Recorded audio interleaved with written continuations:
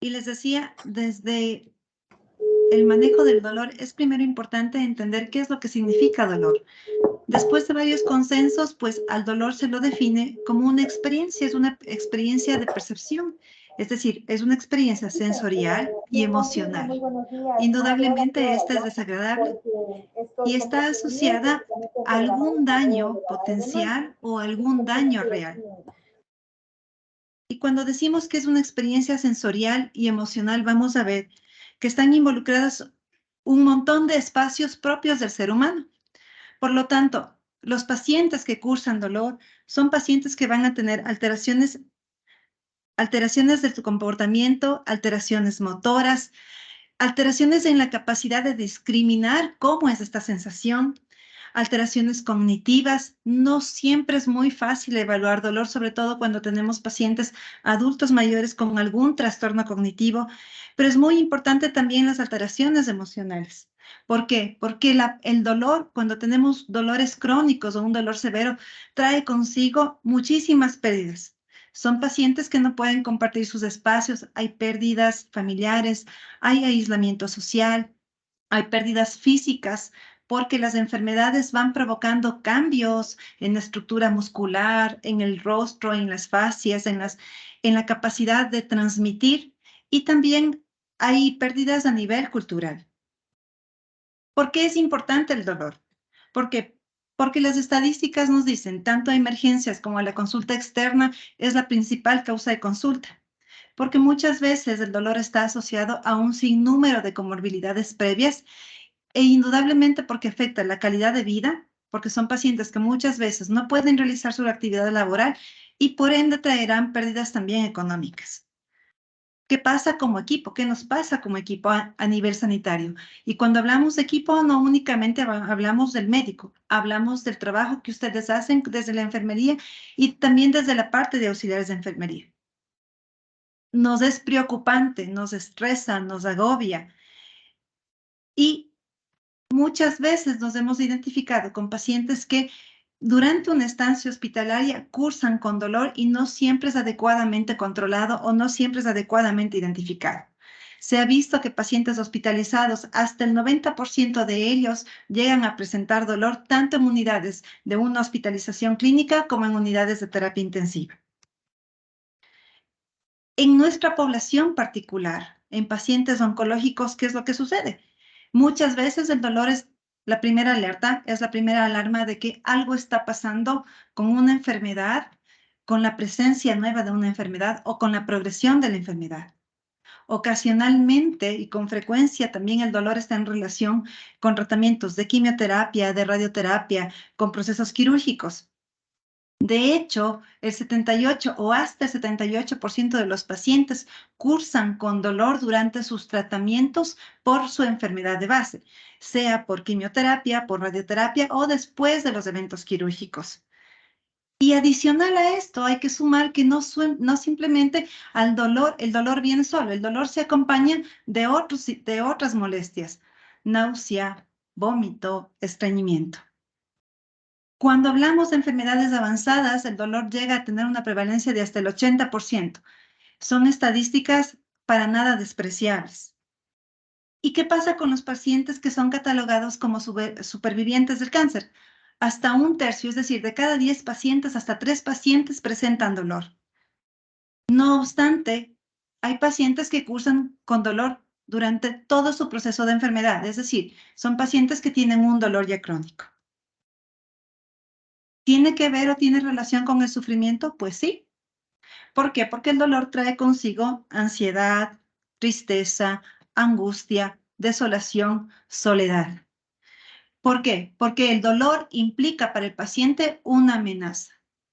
Sin embargo, los estudios nos dicen que cuando se hace un abordaje correcto del dolor, un abordaje cercano, empático, de comunicación, y cuando se dan explicaciones francas y claras para el paciente, se ha visto que disminuye sustancialmente la ansiedad y el sufrimiento hasta en un 50%, porque esto le da claridad al paciente y esto permite tener un abordaje más holístico del paciente. No nos olvidemos que como seres humanos y como individuos somos biopsicosociales. Tratamos de manejar la parte biológica, pero ¿qué pasa con la parte psicosocial? El poder identificar estas necesidades nos permite realizar un abordaje más complejo y realizar realmente un tratamiento integral. Y es que cuando nosotros vemos el dolor del otro, puede ser que para nosotros resulte que este es exagerado, pero el mío no. El mío es más importante que el del otro.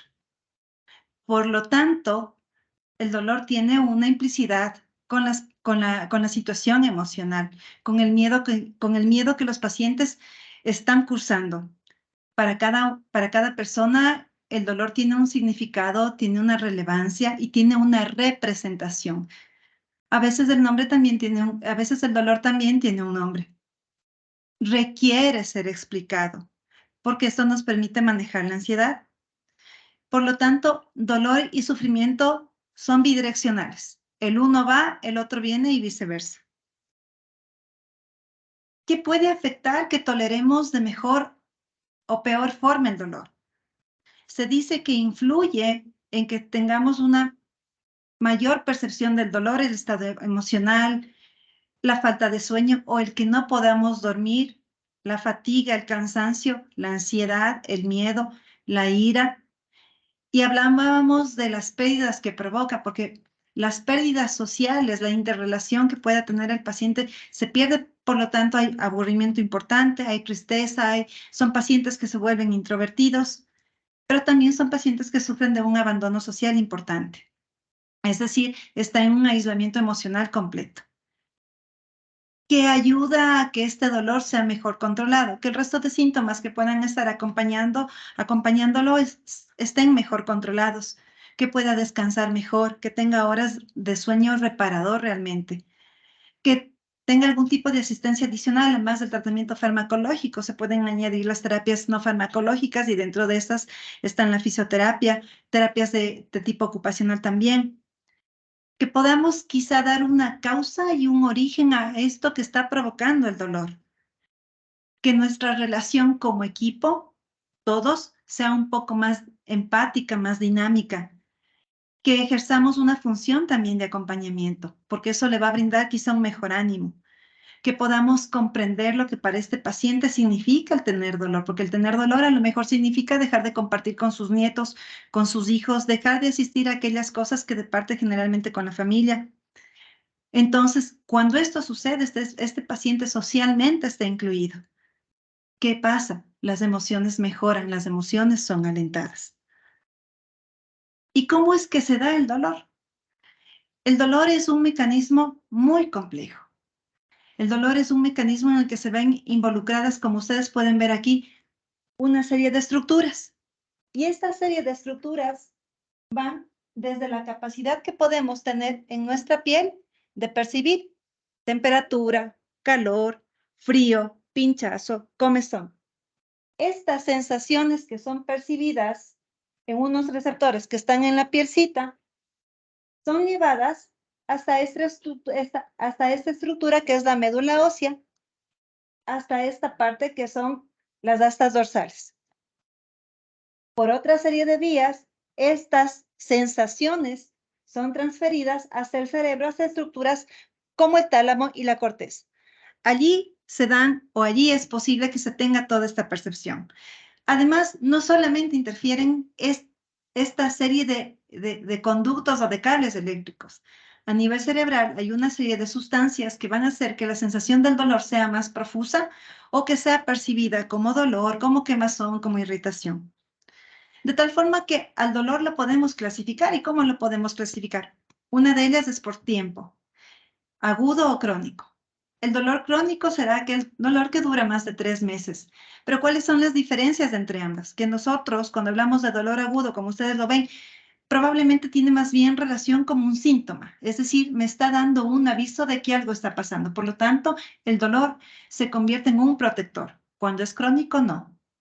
Cuando es crónico quiere decir que ya tenemos un daño instaurado. El dolor agudo va a alterar la hemodinamia. El paciente está hipertenso, el paciente está taquicárdico, el paciente está sudoroso. El dolor crónico no. Este es un paciente que nos dice, yo este dolor ya lo tengo meses. Y a veces nuestra percepción es de que no pasa nada. Socialmente el dolor agudo es el que más susto provoca, entonces es en el que más reactividad probablemente debemos tener. El paciente que tiene dolor crónico está aislado. Ahí pasa sentadito, así está, así lo dejamos. El dolor agudo, les decía, es limitado en tiempo. El dolor crónico es un dolor que cursa de un tiempo de 3 meses o más. Los daños que provoca el dolor agudo son proporcionales a la lesión que está provocando. El crónico tenemos una serie de estructuras que están lesionadas. El agudo tiene una posibilidad de tratamiento y hay una mejor respuesta a la analgesia. Es decir, si yo tengo un dolor abdominal que está provocado por un problema de una litiasis vesicular, probablemente si se da analgesia o si es necesario someter a una cirugía, el dolor va a desaparecer. El dolor crónico necesita de una serie de intervenciones. Es un dolor complejo y es un dolor en el que la respuesta no siempre es la que esperamos. La respuesta suele ser a veces tórpida. El dolor agudo tiene una causa. El dolor crónico es multicausal. ¿Y qué pasa con la localización? Decimos del dolor localizado. Por favor, señáleme con el dedo en dónde le duele. Ese es el dolor localizado. El dolor difuso, cuando están involucradas las vísceras. Comienza en epigastro y se irradia hacia hipocondrio. El dolor irradiado, es decir, si va a seguir un trayecto y generalmente son los que tienen relación con alteraciones nerviosas. El dolor referido. Es usual encontrar pacientes con isquemia de miocardio que comienzan con dolor en epigastrio y a veces refieren dolor también en extremidad superior izquierda o dolor mandibular. Y por la fisiopatología, dependiendo del área en donde esté ubicado el daño, podemos tener un dolor nocicitivo, es decir, esto va a depender de las estructuras anatómicas, no se puede ver la flechita, de las estructuras anatómicas, sea en los receptores, sea en el asta dorsal o sea en las estructuras del sistema nervioso central, que van a hacer que nosotros tengamos cierta capacidad de percepción del dolor. Y este es un dolor que aparece después de un estímulo, que es aquel que produce el daño. También este dolor nocicitivo puede ser visceral. Y cuando hablamos del dolor visceral, a veces no siempre es muy fácil describir porque suelen ser dolores, los denominamos de tipo sordo, de tipo difuso, que no se localizan bien. Tienen un punto de partida, pero quizá la irradiación es muy dispersa. Se acompaña por otras molestias. Son pacientes que cursan con sudoración, con nerviosismo. Están los dolores de tipo cólico cuando hay espasmos del músculo liso y en estos están los procesos especialmente aquellos como por ejemplo la apendicitis, el cólico biliar, el dolor por cáncer también, el dolor pleural. Muchas veces nuestros pacientes con tumores a nivel pleurítico o con invasión a este pueden provocar este tipo de dolor. Y el dolor neuropático. ¿Cuál es el dolor neuropático? Aquel que el paciente lo refiere como quemazón, como sensación de adormecimiento, como correntazo, como siento que me estrujan. Ese es el dolor neuropático. Y el dolor neuropático es muy importante en nuestra población. ¿Por qué? Porque muchas veces suele ser secuelar a muchos tratamientos o a procesos que se dan en el transcurso de las enfermedades. Hemos tenido pacientes con procesos oncológicos y aparte de eso, con morbilidades y hacen eventos cerebrovasculares, tienen convulsiones. Los tumores causan alteraciones a nivel nerviosa. Los pacientes que tienen herpes zóster van a tener dolor especial si es que este no es tratado a tiempo o el dolor que este genera a posterior por todo el daño que generan que generan, perdón, en todas las raíces nerviosas. Los pacientes que sufren amputaciones o que son sometidas a amputaciones y el dolor de miembro fantasma que aparece. Todo esto se cataloga como dolor neuropático.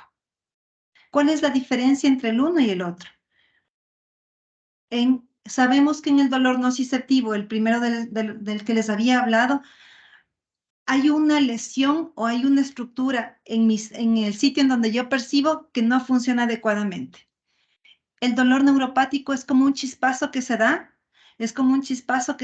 sin mayor elemento que lo provoque. El nociceptivo es más localizado, el neuropático tiene mayor irradiación, las sensaciones dolorosas son diferentes y los tratamientos también son diferentes. Y por esto es importante que aprendamos también a cómo evaluarlo. Y cuando evaluamos, hay varias escalas. Hay unas escalas que son unidimensionales, que nos evalúan únicamente, que son sencillas, son rápidas, pero nos ayudan a evaluar únicamente la intensidad. Y de estas hay las de tipo verbal, las numéricas. Hemos visto las escalas de caritas o estas pintadas en grises. Las escalas multidimensionales requieren o evalúan muchos más elementos como la postura, el comportamiento, la funcionalidad del paciente también y requieren más tiempo. Entonces, cuando evaluamos la parte comportamental, evaluamos no únicamente las expresiones faciales, la verbalización, la vocalización, los movimientos del cuerpo. ¿Qué pasa si yo lo muevo, se mueve o no se mueve? Los cambios que se provocan cuando este paciente interactúa con otra persona, los cambios que este paciente tiene en sus rutinas y también los cambios en la parte cognitiva que los pacientes pueden tener. Y miren, desde esa parte hay varias escalas que nos muestran la valoración del dolor. Hay escalas que nos dicen nada, leve, moderado, severo, muy severo y el dolor posible que hemos percibido. Otra escala es escala numérica, del 1 al 10, ¿cuánto le duele? Y escalas más sencillas como ¿le duele nada o me duele terriblemente? A veces la escala con la que más nos identificamos es la cara de caritas, ¿sí? Catalogamos como un dolor leve aquel que va del 1 al 3. Si hablamos de dolor moderado, 4, 5, 6 quizá.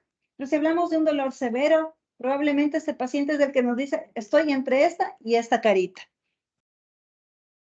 ¿Qué pasa con los pacientes con alteraciones cognitivas o con los pacientes que no pueden comunicarse o con los pacientes con trastornos demenciales avanzados? ¿Es posible valorar en ellos el dolor? Sí. Y para estos pacientes se ocupa una escala que se denomina PEINAD y es una escala que fue creada precisamente por un grupo de enfermeras. Fueron las primeras en identificar que estos pacientes, perdón, que estos pacientes tienen una serie de cambios en la respiración, en la vocalización, en la expresión facial, en su lenguaje corporal y en la capacidad de alivio cuando yo intento consolar, ¿sí? Mientras más puntos reúna esta escala, hablamos de que el dolor será intenso. ¿Por qué es importante el dolor en los adultos mayores? Porque es importante considerar, porque lo terrible de esto es que para la gran parte o la gran mayoría del personal sanitario es que el dolor se considera como parte del envejecimiento normal, es decir, tenemos que nuestro envejecimiento tiene que ser doloroso. Sabemos que envejecemos porque nos duele. Perdón. Sabemos que envejecemos porque nos duele. Y en centros geriátricos o instituciones de acogida a adultos mayores, los pacientes llegan a cursar con dolor desde el 20 hasta el 60%. Y estos datos han ido en incremento. ¿Y cómo valoramos el dolor? ¿Qué es lo que necesitamos preguntar? ¿Cuándo comenzó? ¿Cuánto tiempo dura? ¿Con qué frecuencia se presenta? ¿Qué lo provoca? ¿Qué lo alienta? El tipo de dolor, a dónde se irradia, la intensidad, tratamientos previos, cómo está esto afectando a su vida y qué valor es el que le da el paciente. No nos olvidemos que es una sensación propia. Cada uno tiene la capacidad de describir su dolor. Por ello, cuando nosotros evaluamos y hacemos una historia clínica, es importante ver, primero investigar el motivo de consulta, los antecedentes que tenga este paciente, la localización, el inicio, la duración y aplicar aquellas escalas que consideremos las más adecuadas de acuerdo a la información que el paciente nos está dando. Es muy importante el examen físico que nosotros realicemos y de allí las limitaciones que encontremos en este, pruebas complementarias. Es importante investigar los tratamientos previos y qué efectos secundarios provocaron o presentó el paciente, porque también es importante cubrirlos. De allí, pues, se establecerá el juicio y el diagnóstico clínico. Pero también podemos tener un dolor basal, es decir, es un dolor perenne. A mí me duele, pero ¿sabe qué? Todo el tiempo me duelen tres. Ese es mi dolor basal. Sin embargo, podemos también tener dolor en crisis. Y el dolor en crisis son esas exacerbaciones, perdón, como por ejemplo el dolor irruptivo. Es aquel que se presentó, doctora, ¿sabe qué? Estuve conversando y ¡pum! Comenzó mi dolor. Que pese a que dure poco tiempo, llega a ser un dolor que tenga una gran intensidad. O el dolor incidental, que es provocado por cambios de posición, me bañaron y me dolió. Es decir, para el dolor incidental vamos a tener alguna acción que provoque o que lo estimule. ¿Y cómo es el tratamiento? Pues, ¿cómo establecemos la terapéutica que se va a aplicar? Por medio de la escalera analgésica determinada por la OMS, que como ustedes pueden ver, es una escalera en ascensor. En mi primer escalón tenemos el paracetamol y los antiinflamatorios. En el segundo escalón, para un dolor moderado de 4 a 6, tenemos opioides menores, llámese tramadol, codeína, que pueden ser sumados los de la primera escalón. Y en el dolor, en la tercera grada tenemos los opioides mayores, morfina, fentanilo, oxicodona. Sin embargo, hay pacientes que pueden presentar dolor que no remite con la terapia previa y probablemente en ellos será necesario también aplicar algún tipo de intervención. Por otra parte, hay que decir también que cuando hablamos de dolor no únicamente tenemos esta serie de medicamentos. Existen una serie de medicamentos que son los coadyuvantes que veremos a posterior. Y pues, ¿qué pasa en el manejo del dolor? Cuando hablamos de un dolor agudo, es un dolor que si yo resolví la causa es posible desescalonar. En el dolor crónico es lo contrario, es un dolor en el que es un paciente que cursa con un cuadro doloroso en el que las necesidades van en aumento. Y hay que considerar estos datos. Los medicamentos de primer y segundo escalón tienen una dosis tope. Si falla un medicamento del segundo escalón, no lo voy a cambiar por uno de la misma línea, porque quiere decir que en equivalencia son similares y que a lo mejor por el vecino que cambie no me va a ayudar. Hay que asegurar la cobertura analgésica por estos episodios de dolor y todo dependerá también de la evaluación que hagamos. Entonces, esta es una mnemotecnia que se usa en cuanto a las formulaciones que tenemos de acuerdo a los diferentes escalones. Sin embargo, no podemos olvidar que los de primer escalón sí pueden ser combinados con los de segundo y con tercer escalón. Y dentro de la primera línea están los antiinflamatorios, que son buenas alternativas, pero ¿cuál es el pero? Que pese a ser buenas alternativas por alteraciones renales, por alteraciones hepáticas, por alteraciones a nivel gastrointestinal, indudablemente no son medicamentos que podamos usar por largos periodos. Y la ventaja de ellos pueden ser usados por vía oral, pero no nos olvidemos que muchos de nuestros pacientes no tienen esa facilidad. Hay medicamentos que tienen vidas medias cortas, hay medicamentos que tienen vidas medias largas. A todos estos en algún momento los hemos usado en nuestra hospitalización, sea en cirugía o sea en oncología clínica. Y miren, si ustedes ven las contraindicaciones, van a ver especialmente aquellas que se refieren con las alteraciones hepáticas y renales. No vamos a hablar de dosis el día de hoy, sin embargo, vamos a mencionar los efectos que estos causan. Hay que tener también precaución con aquellos pacientes que tienen algún tipo de hipersensibilidad. Hay que considerarla, pero especialmente en aquellos pacientes con falla renal. Los pacientes en los que podemos prescribir segunda línea o segundo escalón están especialmente los que con frecuencia vemos el tramadol, la codeína, la buprenorfina, que nos es bastante familiar. Y como decíamos anteriormente, no es posible cambiar de tramadol a buprenorfina si es que este paciente empeora en dolor. ¿Cuál es la ventaja de la buprenorfina? La ventaja de la buprenorfina es que sí podemos usar en pacientes que tienen falla renal y falla hepática. Y de allí vienen nuestros opioides fuertes, la oxicodona, la morfina, cuya ventaja es no tener una dosis techo, perdón, y puede ser adecuada a las necesidades que este paciente tenga en particular.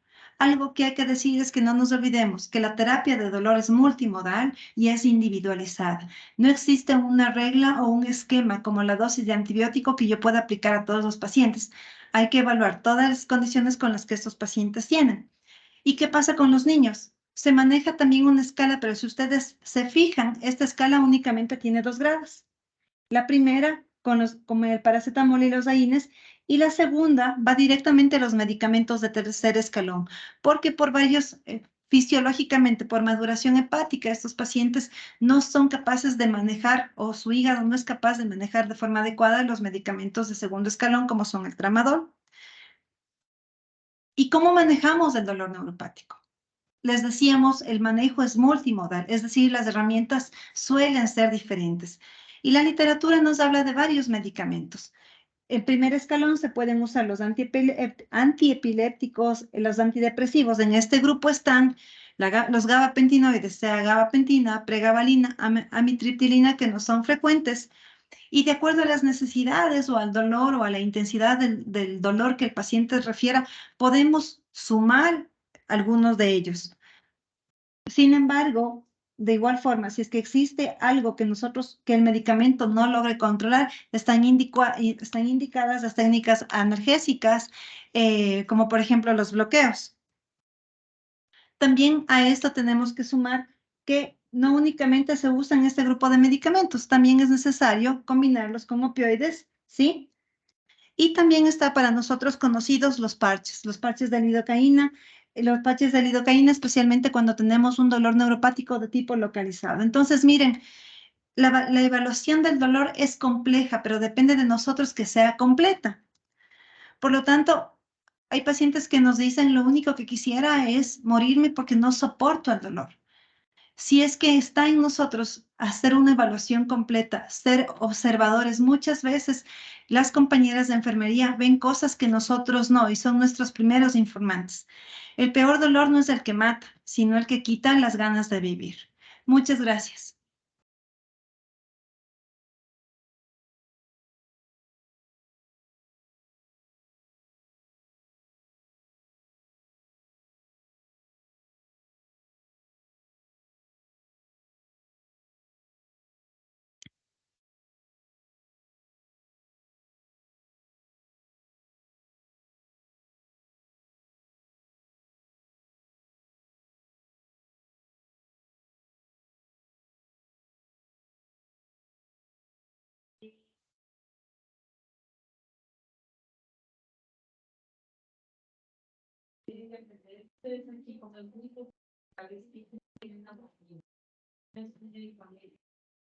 Y que es una herramienta muy buena para los dolores, siempre me la quitan, porque dicen que altera la inmunidad. Y la morfina puede alterar. No se chocan por el uso de la morfina, sino que están infectados. Lo que sí es cierto es que vean, aprendan a manejar. Yo creo que es importante que cada uno de el puede ir enseñando de manera localizada. Cual, al menos para el inicio, para que ustedes puedan realizar el paciente. Después el residente no les pone la indicación que llaman a mí, les digo yo. Pero es muy importante que ustedes aprendan a manejar. Una de las cosas más importantes es que aprendan a ver los efectos tóxicos de la manejo. Es lo más importante. Eso sí sería bueno que en algún rato con el sol que de manera focalizada enseñe cada uno esa pena, porque el residente no se va a dar cuenta. Ustedes lo saben perfectamente. Entonces, así no.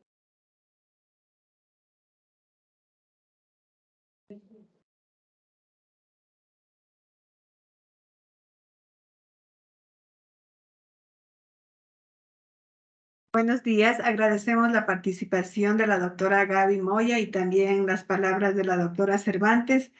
Muchísimas gracias por esta participación, sabiendo que el dolor es un síntoma muy importante en los pacientes que nosotros atendemos y estaremos a la espera de que Marisol pase